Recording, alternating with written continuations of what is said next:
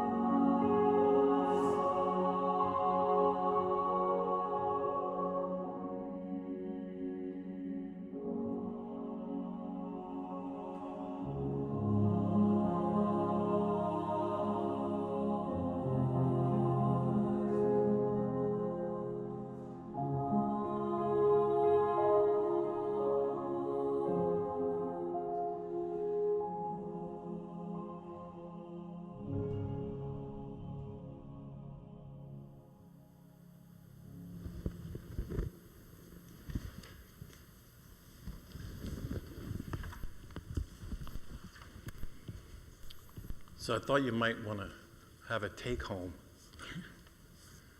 So I asked Chris if she would take those beautiful words and put them on this separate insert. And I would just invite you to take it home with you. And maybe allow the image of the song in the night, which is hidden in this beautiful poetry, to be a part of the song that goes with you. Will you read together with me Psalm 122? I will lift up mine eyes unto the hills, from whence cometh my help. My help cometh from the Lord, who hath made the heaven and earth. He will not suffer thy foot to be moved. He that keepeth thee will not slumber. Behold, the God that keepeth Israel shall neither slumber nor sleep. The Lord is thy keeper. The Lord is thy shade upon thy right hand. The sun shall not smite thee by day, nor the moon by night. The Lord shall preserve thee from all evil, and shall sustain thy soul. He shall preserve thy going out and thy coming in, from this time forth and even forevermore. I want to invite you, if you would, to come up out of your seats and come to the forward front part here and just gather together for the benediction.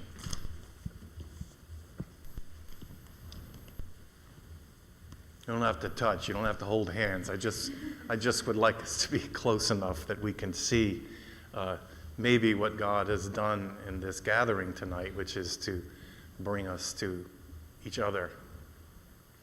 We can come to you.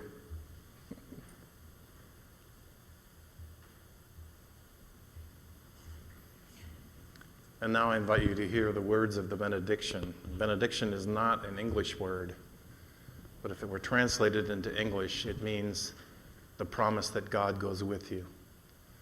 Hear the promise that God goes with you. God walked in the door with you, listened and sat with you, and listened to your meandering of your mind and all the places that it went, of all the signs and symbols that were there. And God will lead you out. May the Lord bless you and keep you. May the face of God shine upon you and shine through you into the darkness of this night. May God bless and keep you and give you a life filled with grace. And may that gift of God extend to all those that you love and all those that you care about. But that through you and through me, that those that believe that in this night there's no one that cares about them or really loves them might find the approach of God coming in you and through you. May God grant the world the gift of peace again and again, that we may still yet come to a place where we know how to treat each other in kindness and in grace. Amen. The song that we're going to play for the benediction, if you want to sit down, you can sit down and listen to it. I just want to give you a little context, and then the song will take over. The story behind this, it was written by a country and western singer. Laura, I can't remember the name. Tim McGraw. And he wrote the story about a person who had been diagnosed with cancer and was dying. And a little boy or a young person came to him and said, "What's that like? How are you getting through?" And the title of the song is "To Live Like You Are Dying."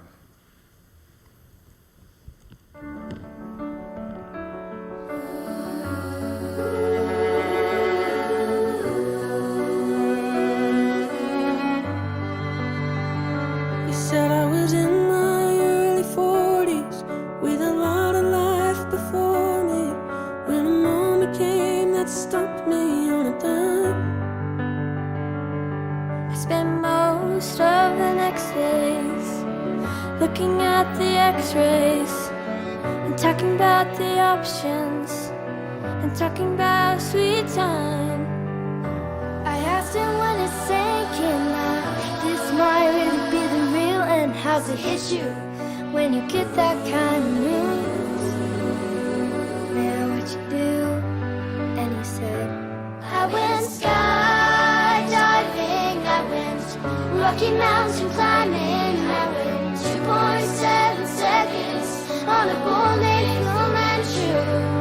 And I loved deeper, and I spoke sweeter, and I gave forgiveness I've been denying.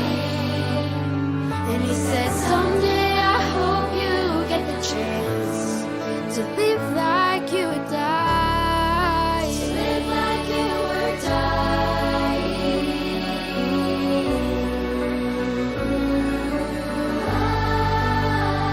He said I was finally the husband. Most of the time I wasn't. I became a friend would like to have.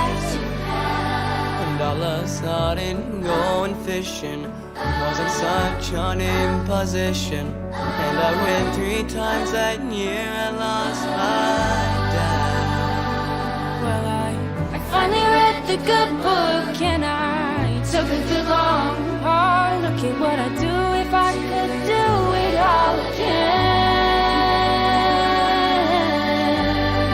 And then I went skydiving, I went Rocky Mountain climbing, I ran 2.7 seconds on a bull named Fu Manchu. And I loved deeper, and I spoke sweeter, and I gave forgiveness I've been denying. And he said, someday I hope you get the chance to live like you were dying. Like tomorrow, God is a eternity to think about what to do with it. What could you do with it? What would I do with it? What did I do with it? Skydiving, I went Rocky Mountain climbing, I went 2.7 seconds on a bull named Fu Manchu. And I loved deeper, and I spoke sweeter, and I gave forgiveness I've been denying. He said, someday I hope you get the chance. Someday I hope you get the chance. Oh, someday I hope you get the chance to live like you were dying. To live like you were dying. To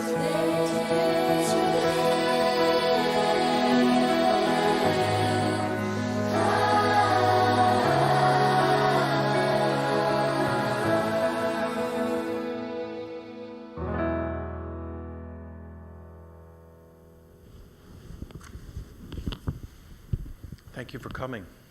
Thank you for being here for each other and for you.